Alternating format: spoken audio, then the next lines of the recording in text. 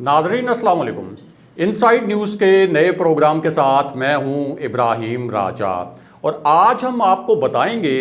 कि जहांगीर तरीन की गिरफ्तारी के पीछे असल कहानी क्या है। इस पूरे मामले में अब क्या नया और सनसनीखेज मोड़ आया है। इसी सिलसिले में होने वाली तीन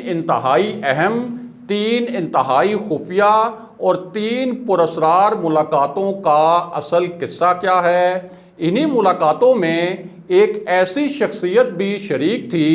जो किसी वक्त वज़ीर आज़म इमरान खान के बहुत करीब रही और इस शख्सियत ने इन मुलाकातों में किस नोयत का किरदार अदा किया। उसके बाद एक और शख्सियत जिसके मुतल्लिक ये समझा जाता है कि उसका इस वक्त पाकिस्तान का जो सियासी सेटअप है, ख़ास तौर पर एहतसाब के हवाले से, उसमें एक कलीदी लेकिन बहुत ही पुरअसरार किरदार है। उस शख्सियत ने इस पूरे मामले को कैसे पलट कर रख दिया और वज़ीर आज़म ऑफिस से बराह रास्त किस किस्म की हदायत जारी की गई जहांगीर तरीन के हवाले से और उनके साहबजादे के हवाले से। हमारे जिन दोस्तों ने अब तक हमारे चैनल को सब्सक्राइब नहीं किया, उनसे हम कहेंगे कि हमारे चैनल को सब्सक्राइब कर लें ताकि उन्हें अहम मालूमात बर वक्त मिलती रहें। अब वापस आते हैं आज के मौजू पर, यानी जहांगीर तरीन की गिरफ्तारी के मामले में क्या सनसनीखेज मोड़ आया है और 3 मुलाकातों की असल कहानी क्या है। सबसे पहले आपको इस पूरी सूरत हाल के मुतल्लिक एक दिलचस्प और पुरअसरार वाक़या सुनाते हैं जिससे आपको पता चलेगा कि एक खेल वो होता है जो आम लोगों की आंखों के सामने होता है, आम लोगों को नज़र आ रहा होता है, लेकिन असल खेल वो होता है जो पर्दे के पीछे होता है और ये खेल सिर्फ उन लोगों को नज़र आता है जो पर्दे के पीछे देखने की सलाहियत रखते हैं। ये पूरा खेल क्या था और इस खेल से जुड़ी जो मुलाकातें थीं वो मुलाकातें किस नोयत की थीं, उसकी पूरी तफसील आपको बताते हैं। तो मामला ये है कि वज़ीर आज़म इमरान खान ने अपनी एक करीबी शख्सियत को एक टास्क दिया था कि वो ज़रा जहांगीर तरीन के मामले पर थोड़ा सा डिग आउट करें इस मामले को। और ये जो जहांगीर तरीन ने अपना एक पूरा ग्रुप खड़ा किया,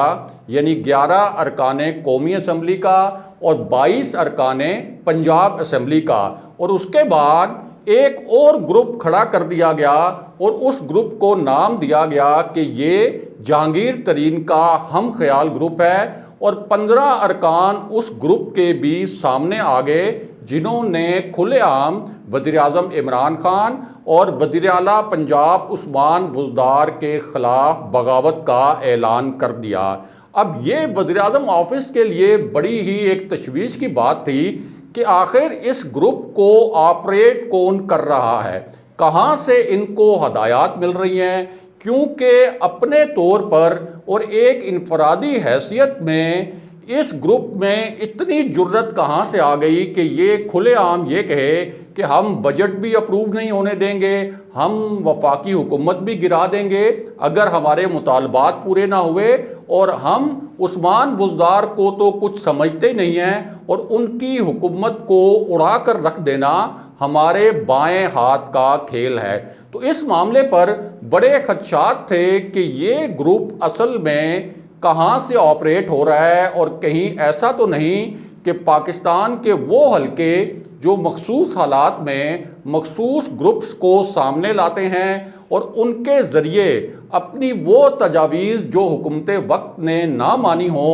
उनको मनवाने के लिए इस्तेमाल करते हैं। तो कहीं ये जो ग्रुप है इसके पीछे भी वही हल्के तो नहीं हैं, क्योंकि ये सारा मामला बहुत ही एक पुरअसरार शक्ल अख्तियार कर गया था। अब इस सूरत हाल में वज़ीर आज़म इमरान खान ने एक अपनी जो करीबी शख्सियत है जो हाल ही में वज़ीर आज़म इमरान खान के काफ़ी करीब हुई है और पार्टी के कुछ केसेस भी मुख्तलिफ फोरम्स पर, यानी इलेक्शन कमीशन और दीगर कानूनी फोरम्स पर हमें लड़ती भी नज़र आई है, تو اس شخصیت کو یہ ٹاسک دیا کہ آپ ذرا جہانگیر ترین کے معاملے کی چھان بین کریں اور مجھے یہ بتائیں کہ جہانگیر ترین کے جو تحفظات ہیں، جو خدشات ہیں، وہ صحیح ہیں یا غلط ہیں، یا ایف آئی اے نے جو ان کے خلاف ایف آئی آرز درج کی ہیں اور ان کے بیٹے علی ترین کے خلاف جو ایف آئی آر درج ہوئی ہیں، کیا ایف آئی اے کسی خاص مقصد کے تحت جہانگیر ترین کے خلاف کارروائی کر رہا ہے؟ اب اس کے بعد ایک پراسرار ملاقاتوں کا سلسلہ شروع ہوا اور کہانی نے آہستہ آہستہ ایک ڈرامائی رخ اختیار کرنا شروع کر دیا۔ پہلے تو ان ملاقاتوں کا آپ کہہ سکتے ہیں کہ مکمل ڈینائل دیا گیا، ہر فورم پر انکار کیا گیا کہ یہ ملاقاتیں نہیں ہوئیں، لیکن میں نے بطور صحافی ان ملاقاتوں کا کھوج لگایا ہے اور اب میں بطور صحافی بہت ذمہ داری کے ساتھ آپ کو بتا سکتا ہوں کہ یہ ملاقاتیں کس کس کے درمیان ہوئیں۔ پہلے تو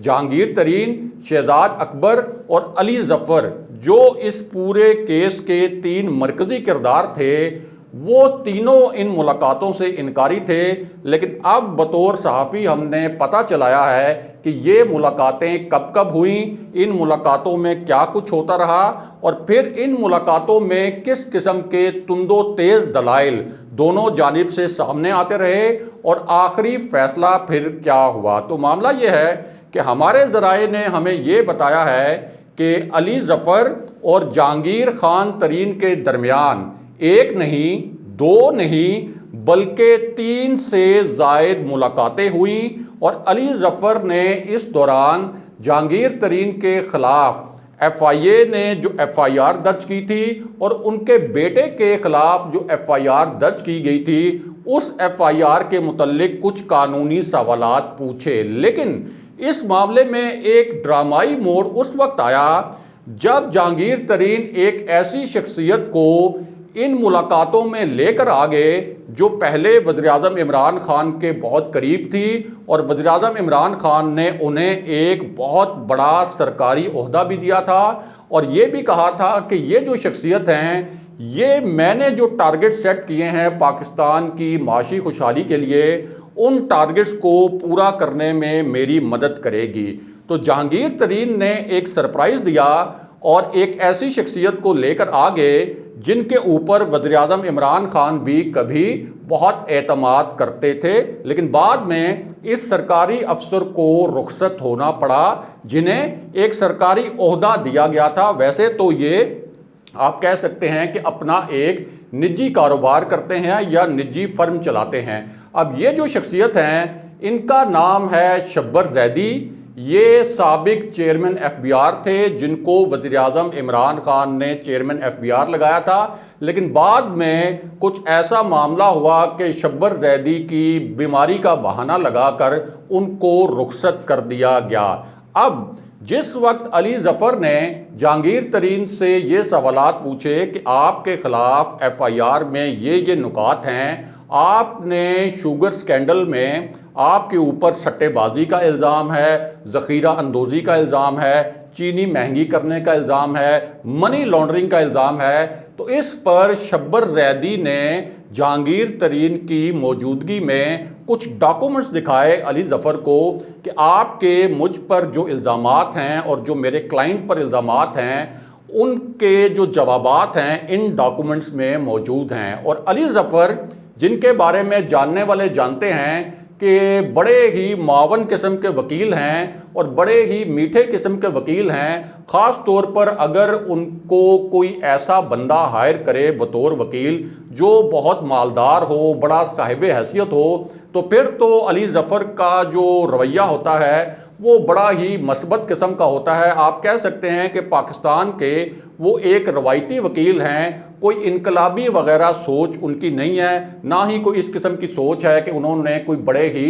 شفاف طریقے سے چلنا ہے۔ اب علی ظفر نے جو ملاقاتیں کی جہانگیر ترین سے 3، ان ملاقاتوں میں علی ظفر نے تو دے دی کلین چٹ، لیکن اس کے بعد وزیراعظم عمران خان نے ایک ایسی شخصیت جو بہت طاقتور شخصیت ہے، اس کو ٹاسک دیا کہ علی ظفر کی رپورٹ کو آپ ری چیک کریں اور یہ دیکھیں کہ علی ظفر نے یہ جو رپورٹ ہے کہیں کسی خاص مقصد کے تحت یا آپ کہہ سکتے ہیں کہ کسی خاص انفلوئنس کے تحت تو نہیں دی، اس کے بعد اس طاقتور شخصیت کی انٹری ہوتی ہے اس پورے کھیل میں۔ اور یہ جو شخصیت ہے اس کی آپ طاقت اور اس کے اختیارات کا اندازہ اس بات سے بھی لگا سکتے ہیں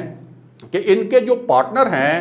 وہ وزیر اعظم آفس میں بذات خود ایک بہت ہی بااثر شخصیت سمجھے جاتے ہیں، اور ان دونوں نے مل کر اس سے پہلے کئی ایسی حکومتی شخصیات ہیں جن کو چلتا کیا وفاق سے، جن میں تانیہ ادروس بھی شامل ہیں، فردوس عاشق اعوان شامل ہیں، اور خود جہانگیر ترین بھی شامل ہیں۔ ہم جس شخصیت کا ذکر کر رہے ہیں وہ شخصیت ہیں شہزاد اکبر، اور ان کے جو پارٹنر ہیں وہ ہیں وزیر اعظم عمران خان کے پرنسپل سیکرٹری اعظم خان۔ اب شہزاد اکبر کو وزیر اعظم عمران خان نے یہ ٹاسک دیا کہ علی ظفر کی رپورٹ میں جو ایک مبینہ گڑبڑ نظر آتی ہے ذرا آپ اس کی چھان بین کریں۔ اس کے بعد علی ظفر، جہانگیر ترین اور اس کے ساتھ ساتھ آپ کہہ سکتے ہیں کہ ایک اور ملاقات ہوئی خفیہ جس کے اندر 3 کردار شریک تھے، علی ظفر، جہانگیر ترین اور شہزاد اکبر۔ یعنی ایک ایسی ملاقات ہوئی جو کہ ان 3 ملاقاتوں سے الگ تھی، اور اب یہ 3 کردار ایک ہی جگہ بیٹھ گئے۔ اور جب علی ظفر نے اپنی ایک مثبت رپورٹ شہزاد اکبر کے سامنے رکھی تو انہوں نے اس رپورٹ پر سوالات اٹھا دیے، اور کئی ایسے معاملات تھے جو کہ شہزاد اکبر کے نزدیک ایسے تھے جن پر علی ظفر کی رپورٹ میں مس گائیڈ کرنے کی کوشش کی گئی اور جہانگیر ترین کو فیور دینے کی کوشش کی گئی۔ اب یہاں سے یہ جو میٹنگ تھی، اس میٹنگ کے بعد سارے جو نکات تھے شہزاد اکبر نے وزیر اعظم آفس تک پہنچائے اور ان سے پوچھا کہ اب کرنا کیا ہے۔ یعنی ایک طرف تو ہمارے پاس سالڈ ایویڈنس ہے کہ جہانگیر ترین کے خلاف کیس بڑا مضبوط ہے اور ان کو گرفتار کرنا ہے، دوسری جانب وزیر اعظم صاحب آپ کی ایک سیاسی مجبوری ہے، ایک بہت بڑا گروپ ہے جہانگیر ترین کا جو اس وقت بغاوت پر آمادہ ہے، جو کہ کھلے عام دھمکیاں بھی دے رہا ہے، اور یہاں تک اس نے کہہ دیا ہے کہ اگر جہانگیر ترین کو جیل میں ڈالا گیا تو ہم پنجاب حکومت بھی الٹا دیں گے اور وفاقی حکومت بھی الٹا دیں گے، تو اب آپ ڈائریکٹیوز دیں کہ اب کرنا کیا ہے۔ اور ہمارے ذرائع کے مطابق وزیر اعظم آفس سے شہزاد اکبر کو یہ ہدایات جاری کی گئیں اور یہ حکم جاری کیا گیا